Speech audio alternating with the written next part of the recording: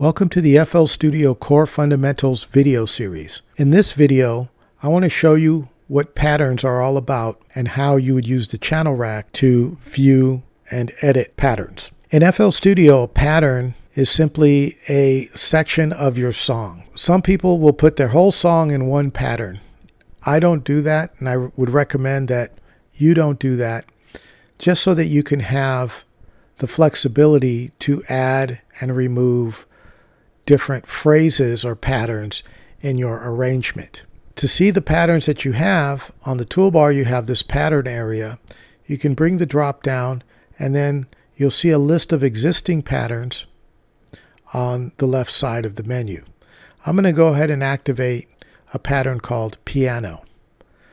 Now in this pattern you can see that I have this data here that's showing. This data is note data. Some people refer to it as MIDI, but technically it's just note data. It has nothing to do with MIDI directly. And if I click on the button next to it, it shows me the instrument that's playing those notes. So in this case, it's a E piano space bells preset in Flex.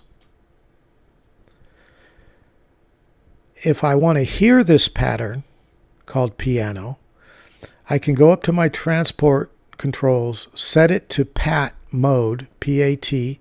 That means it will only play the current pattern, and then I'll hit play and I'll hear what's in these notes.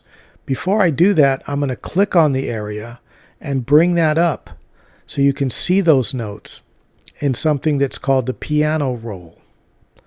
And you can see the notes, how they're going to play, and how they're arranged together. So I'm going to go ahead and hit play.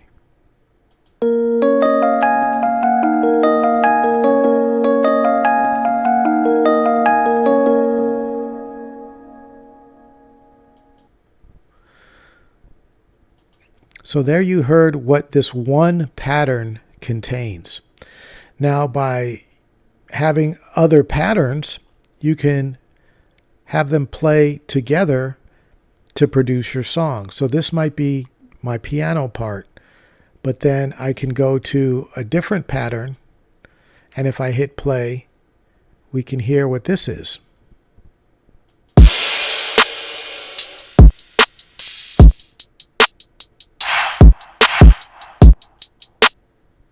And that's a drum beat.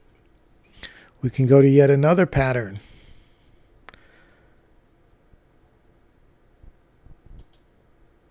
And hear what this one is playing.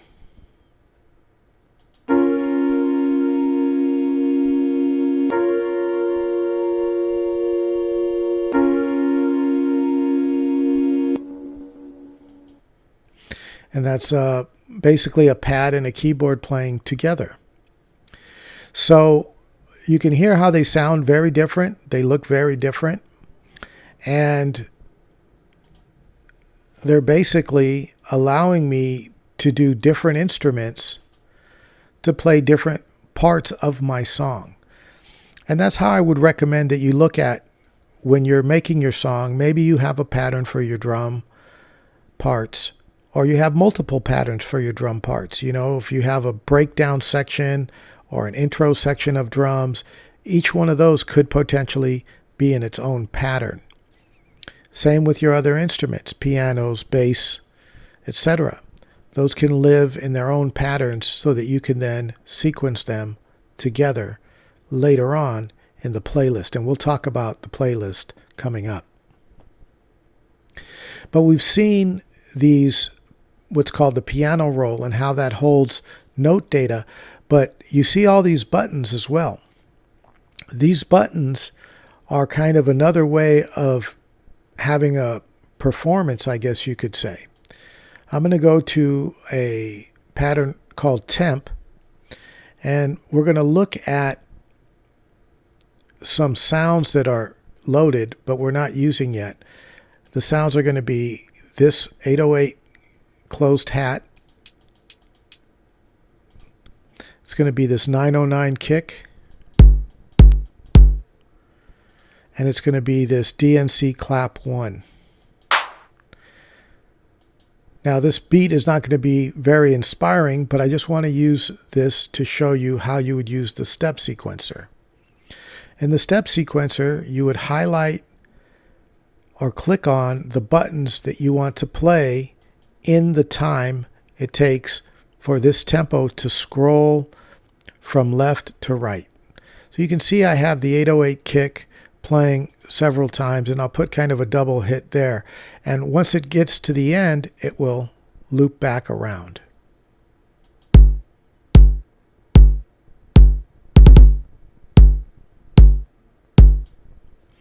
Okay, and you can just simply click on, left click on, right click off where you want those specific sounds in the channel to play. So I might want to do something like this. This will be a very, like I said, basic beat, but this is how you could start making your own beats very quickly, very easily. It's kind of fun.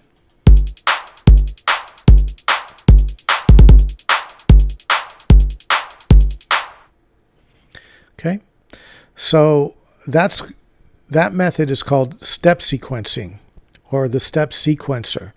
That's what these buttons, each button is called a step, and then of course you put a sequence of how you want them to play. Now there are advanced features here. I'm just showing you the very basics, so we're not going to get into some of the advanced features or even intermediate features right now. We're just covering the basics. And I wanted to point out you can do step sequencing, or you can do piano roll type data in your pattern. Your pattern can also contain things like automation, and it can trigger audio clips as well. If you wanted to create a new pattern, one way you could do it is up on the pattern area on the toolbar is hit the little plus icon. When you do that, it's going to ask you to give a name to your pattern. And so you can give it a name, and you could just hit enter, or you could give it a color by clicking on this area, but we're not going to go into all those details. I just want to show you I've created a new pattern called guitar. Now I don't actually have a guitar in here, but I just wanted to use a name that I didn't use already. And if we go to the drop down list, you can see at the very end there's guitar. So by using patterns in the channel rack, we have the flexibility to make our little musical phrases and parts that we're going to use in the song. Hopefully you understand how important the channel rack is. It not only stores your sounds, but it lets you program those sounds. And that's why I had to talk about it.